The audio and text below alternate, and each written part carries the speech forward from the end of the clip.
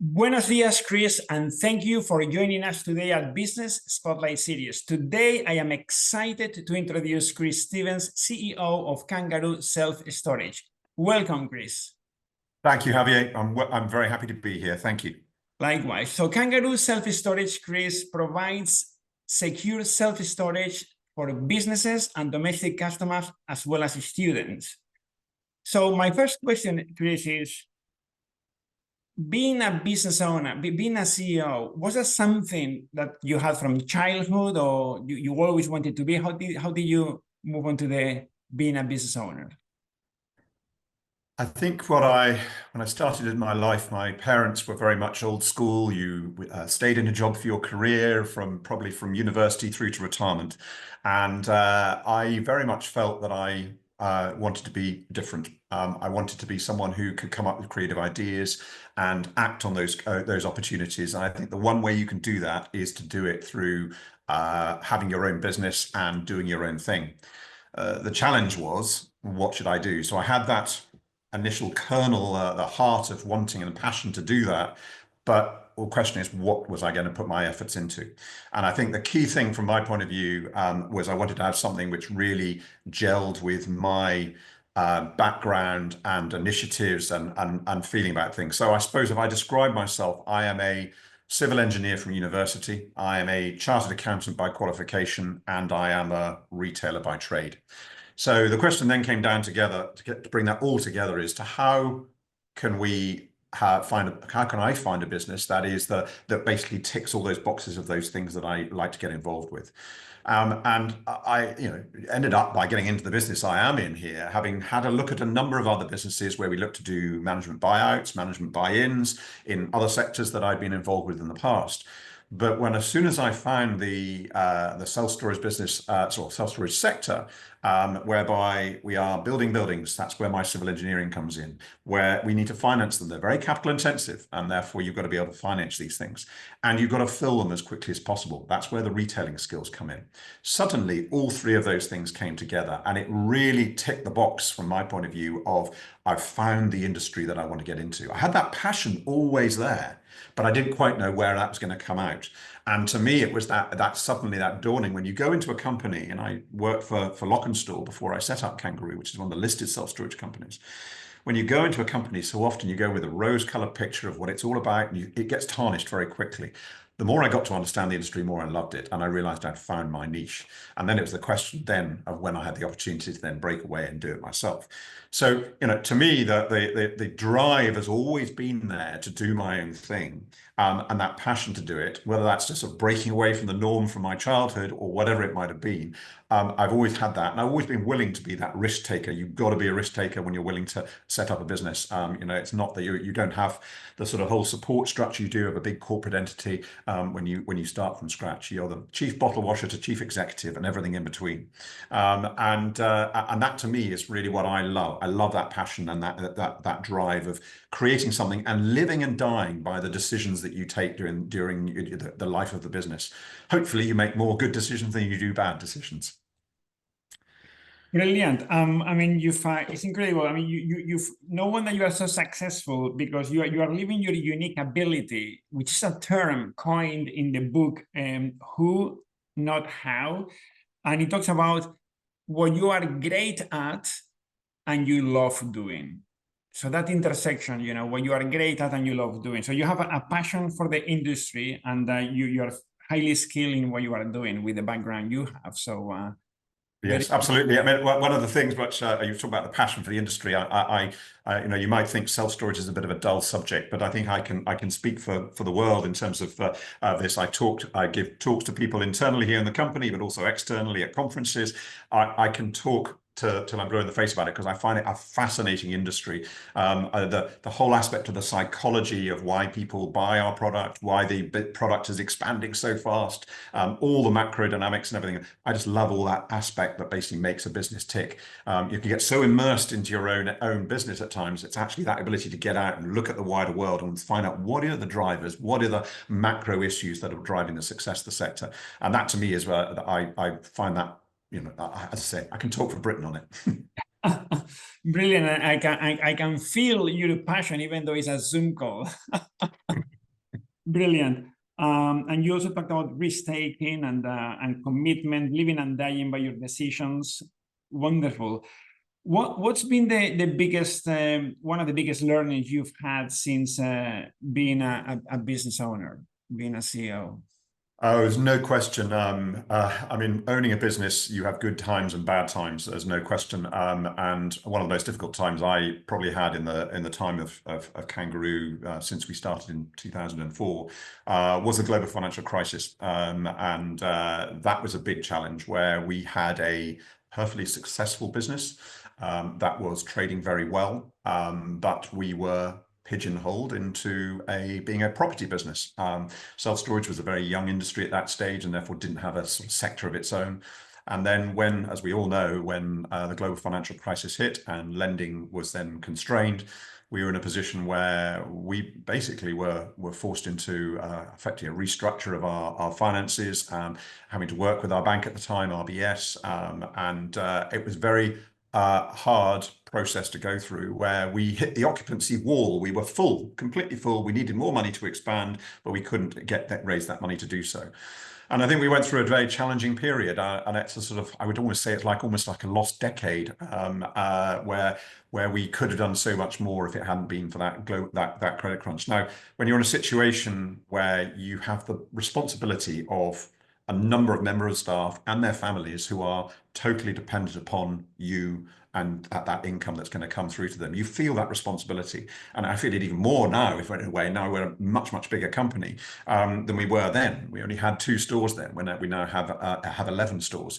You have that weight and responsibility on your shoulders that you do not want to fail for, because you want them to be have their income coming in and succeeding. That to me was the biggest and most difficult time and most challenging time of my career by a mile. Mm-hmm. So COVID, I talked to many, CEOs and business owners, and depending on the industry you are in, how did COVID affect your industry? It was very interesting when we went through a period with the whole departure from the EU, which obviously eventually went through, and we left the EU in January 20. We all thought, brilliant, we're through that stage of sort of change, which wasn't too bad for us. Once the decision was taken, people got on and started to plan and invest for the future, which means it drove opportunity for us. And then suddenly, of course, come March 2020, the COVID then hit. And so we thought, oh my goodness, here we are, another crisis, lurching from one crisis to the next. Very quickly, we suddenly realized we were in the right industry. And the reason being is that the high street closed, as we all know, but the online retailers were firmly encouraged to stay open. And we have a lot of online retailers who store with us, either just storage on their own, or they might have a little office and do their pick and pack operation from us. And they were growing massively. They were just wanting every bit of space we possessed, because they had loads of stuff being brought in to substitute, obviously, the loss of the high street. Yeah. So we always knew that online retail was growing, but this just gave it an enormous surge to grow and expand across the world, to be totally honest. So we not only had those online retailers, but we also had PPE suppliers who needed to store all their PPE product for the NHS. We had the NHS themselves who stored with us. We had ambulance services who were storing with us. So we suddenly became an essential trade. And therefore had to stay open. We initially, through the first lockdown, we ran the stores remotely until we got our processes in place, and we literally had to make up policy every day based upon the announcement from the government at 5 o'clock every day as to what was happening. We would then basically change the next day's policies and how it would work. But we eventually moved to having single man stores and keeping all the social distancing and everything, so we could remain open. So COVID was incredible for us, not only for that business aspect of online retail and PPE and NHS and that sort of that, but also from the household point of view, because the government obviously introduced a cut in stamp duty to keep the housing market going. And that obviously drove people to move house and in between, obviously, the lockdowns.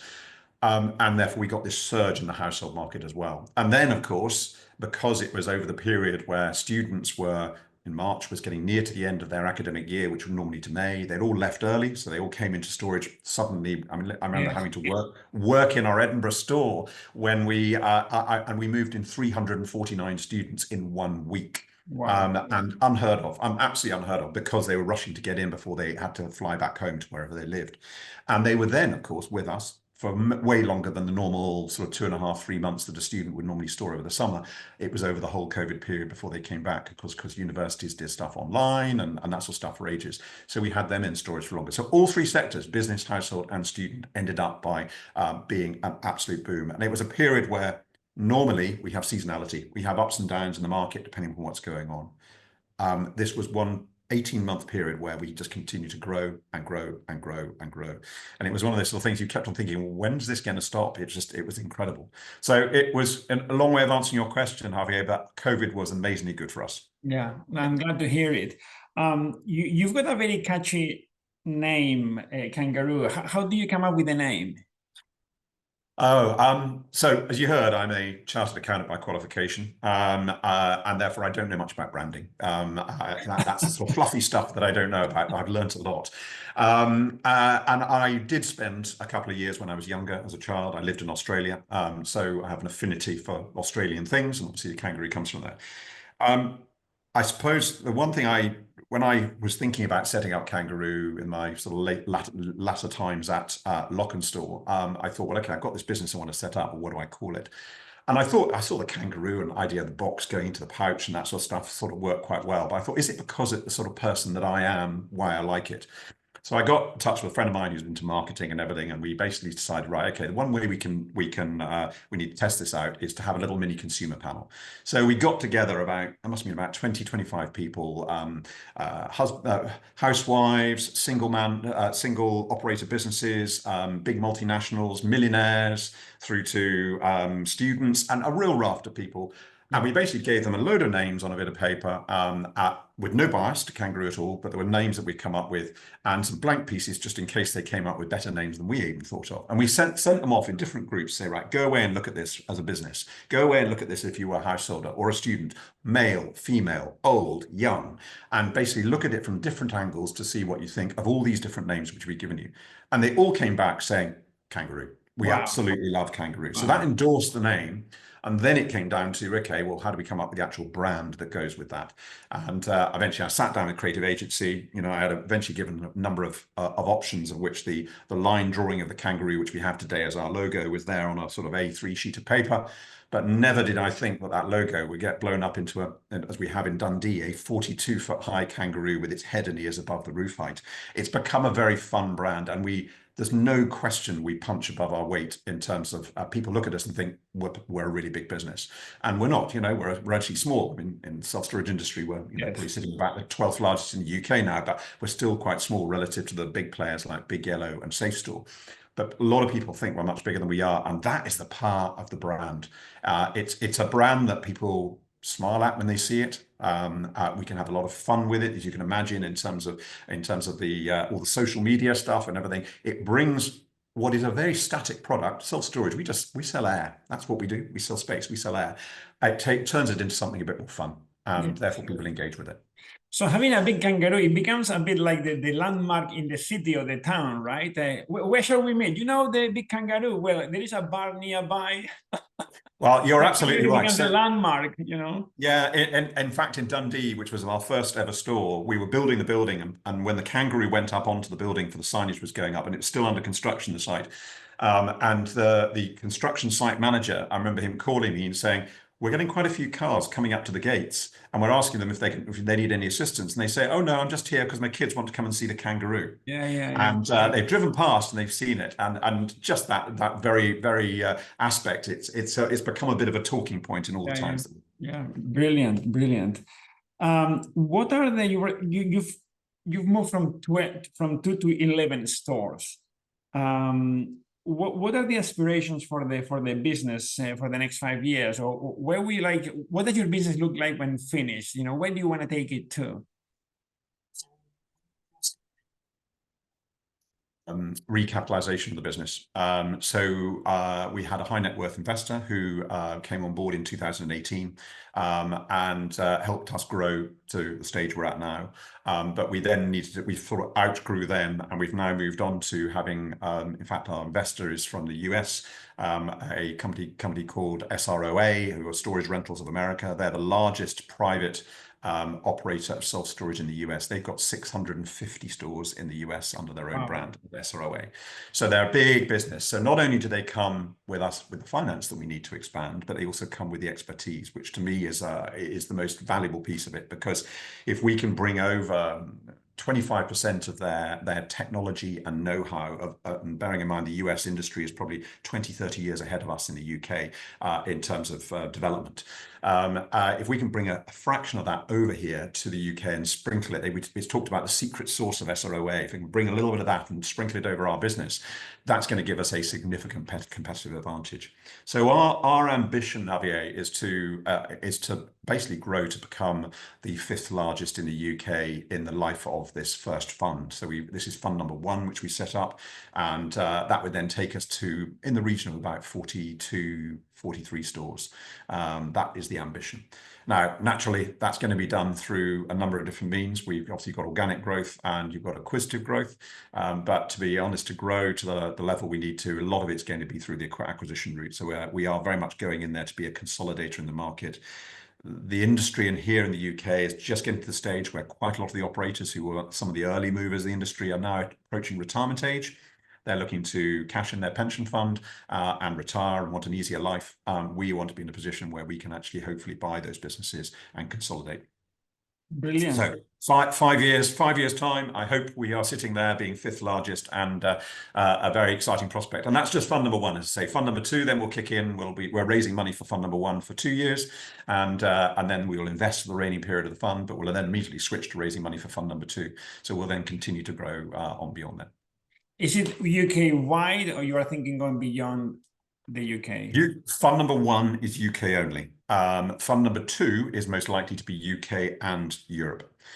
So we firmly believe at the moment, and the Americans investors, when they came in and had a look at us, they looked at a number of different markets across Europe. They looked at Germany, they looked at the Netherlands, and they looked at Spain. Even though those markets are way less developed than the UK, what they felt was the UK was at that tipping point where awareness was getting to the stage where more and more people were starting to, and you get a snowball effect where you get enough people understanding it and it then starts to roll and you're sort of over the brow of the hill. Those early stage of trying to raise awareness in the market is hard work. You're pushing that ball uphill, but then suddenly it goes over the top and you're suddenly away. We're in that position in the UK here where approximately at the moment, half the population don't even know that self-storage exists. And therefore they have a need for us, but they don't know it yet. And therefore what we're doing is a lot of it is the education, but more that pace of awareness is growing faster and faster and faster. And that's that ball going over the top of the hill, as giving the analogy to. So therefore our US investors felt it was absolutely fine, perfect timing for them to come into the UK market, almost with the money and tech behind them to give that ball that push to really make it go really well. And to a certain extent, provide me with tech and systems in place that frees me up from the day-to-day operational side of running the business, because the tech and everything can take over a lot of that and move to be much more strategic to grow acquisitions and expand. Come fund number 2, we'll look to go to Europe, but there's no question what we will do is we will do joint ventures with a local partner.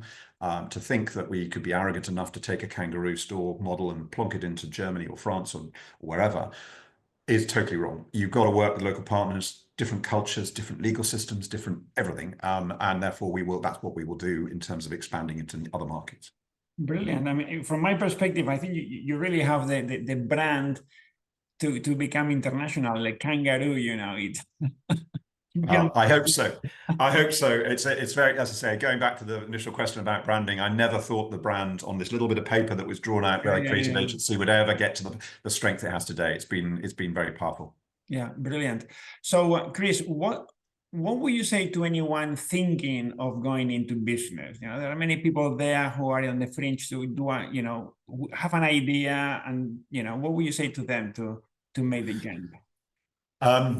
I think you either have it in you or you don't to set up your own business. I think there are probably quite a lot of people out there who are in jobs and who probably have the ability and will to do it. It's those ones who are brave enough to break away and leave. You know, for me to leave my six-figure, well-paid job while I was working at Lock and Store to then setting up on my own where I had nothing. It was just the beginning of an idea, and deciding to go off and do that was a big step.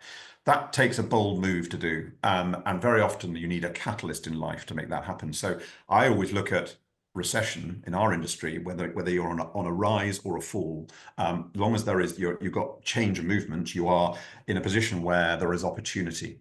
And I think when people are sadly made redundant from jobs, it propels them into thinking, actually, you know, why don't I actually be my own boss here? Why don't I create something? And if they've got that in their soul, that idea of doing something, that hopefully catalyzes loads more new businesses being set up. So, you know, I'm a firm believer, and I talk to various different groups, and I do element of mentoring and that sort of stuff to individuals. You know, if you've got that passion, live the dream. Don't go away. Don't end your life saying, what if? You know, what if I'd tried to do it? Do it. If it works, brilliant. Yes, it might fail, but you've got to have the understanding there are risks and rewards of doing it. But I firmly believe, provided you plan really well, you've got that business plan, you know your market, you know the customer base, you know the competition, provided you've done your research, you know, that's mitigating the risks. And you know, go for it. I'm always, anybody who says, oh, I'm thinking about doing it, I will always say, look, go for it. Yeah, yeah. I think a great question to ask is to ask oneself, what is the worst thing that could happen? You know, if I take this risk and I set up this business and it doesn't go well, what's the worst that could happen? And then could I live with it?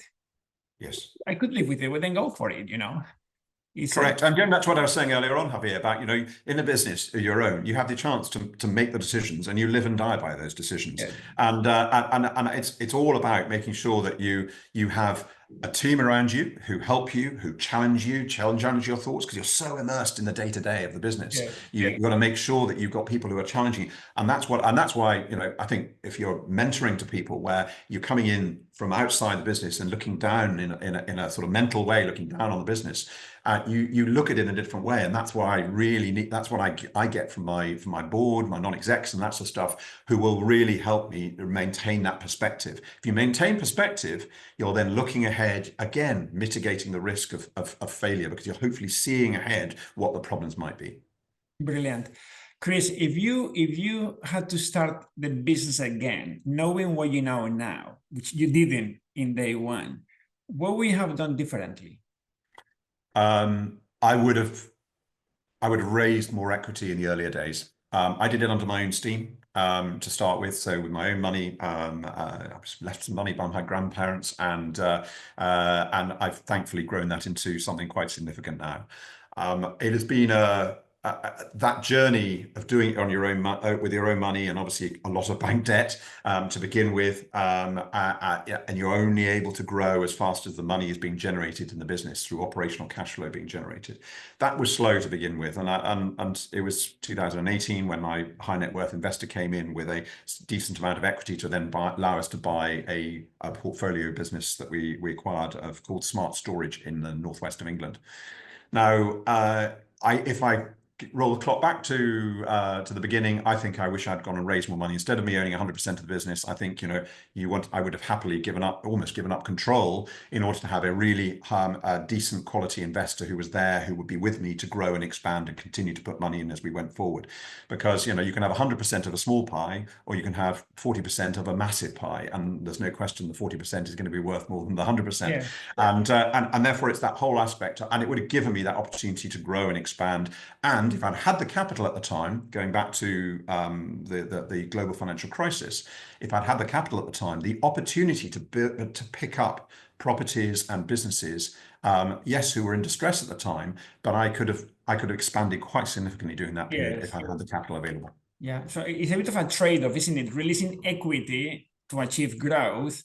Yes. And I guess, you know, if you release equity too early, you know, that's a danger that many people. So I wish I had not, you know, you add value to the business before you release equity. But again, if you have a window of opportunity and you need the funding now, to seek locations and so on and so forth. It's a trade-off. Yeah, it's contextual. Yes, Yeah, totally agree. yeah, brilliant. Okay, so just wrapping up, what advice would you give to your 18-year-old self? Gosh, I look back to myself when I was 18, and did I really understand business? Did I understand life? You go to university, it's probably the best years of your life because you've got no obligations. And I think actually when I was 18, I was going off on a gap year, and I was just enjoying the world. So my 18-year-old self, I would say pursue the dream. And to a certain extent, as I say, I went off and saw the world, and therefore that to me has opened and broadened my horizons. As far as sort of, I think more to do with what would I say to my 21, 22-year-old self coming out from university into the business market. I just make sure you do something that moment that alarm clock goes off in the morning, that you look forward to the day ahead. That's the litmus test for me. If you're not enjoying what you're doing, do something you can enjoy. If you're not enjoying what you're doing, when you wake up, that moment the alarm clock goes off, you've got to do something about it. Go and talk to the people you're working for, or whatever it might be, and make the most of every day you have. Because if you don't enjoy what you're doing, you're committing a huge amount of your time and life to work. Make sure you're involved in something you really, really want to do. And if you've got the passion, do it yourself. I love it. Brilliant. That reminded me of that comment. I was at Edinburgh Airport many years ago, and there was on the flipboard, there was this guy who went to Antarctica, whose name I never remember. He had frostbite, and anyway, so he had with a hood on, a bushy eyebrow. You could light a match on his cheek, very tough guy. And he says, "My greatest fear is not to live my life." And I found that very profound. How many people out there wake up in the morning, the alarm clock goes, and they are not doing what they would want to do. They are doing what, I don't know, their parents expected them or friends expected them to do. So to follow, your passion, and brilliant, very, very good. Absolutely. I mean, I look back to my parents, my father who worked for Shell from school to university, from university to retirement. He saw me when I first qualified as a chartered accountant, and very soon afterwards I changed jobs, and then I changed jobs again, and I changed jobs again. And he thought that was a totally alien concept. And because I wanted to move on, one, to capitalize on a position, but also I wanted to move on to do something that I really wanted to do. And using those skills and abilities that you build up over time, you want to then leverage those to your own benefit. And I think that's where we've had a big generational shift, where a job was for a life in the past. Now firmly is not. Things change, and people move, and we all accept that now. Yeah. If you could live a day in the life of, who would you choose? I would love to go and spend a day with the CEO of Apple. One of the things I've always been very impressed by is the level of customer service that Apple produce. Not only do they have an incredible product range, but the service you get when you go into an Apple store. I just love the way they do that. A number of times, I've often said to my staff, this is the level of customer service that I want you to deliver. One of my previous roles, I was finance and development director for Asprey Group. So Asprey owned Garrard, Asprey on Bond Street, as well as Mappin and Webb, Watches of Switzerland. So it was a luxury goods group. And whether you're selling a suite of jewelry, which is for £250,000, or whether you're selling a storage room for 100 square foot, which might be, 40 quid a week or whatever it might be, I believe there's no reason you should have any difference in delivering the level of customer service. So it is what Apple delivers is a real demonstration to me, and what we tried to do when I was at Asprey is deliver a really top quality customer service. It's that, because at the end of the day, people buy from people. And if you give good customer service, they will come back to you again and again. And that's demonstrated by the fact that we now have a core of customers who have come back and used us again and again. As each store matures, then you end up building up this base of customers who may have come in for a lifestyle, a need-driven decision like moving house. But then what happens is they see the convenience of what we offer, and they basically move to lifestyle.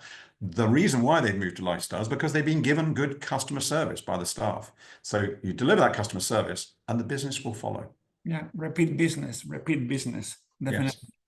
Yes. Great, Chris. Well, I mean, key words I take from today that you said, and I loved, you wanted to be different. You wanted to do your own thing.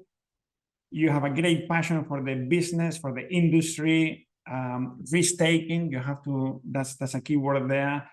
And then living and dying by your decisions. So you can see you're a man with grit, you know. I'm very passionate about it. Hopefully you can see that.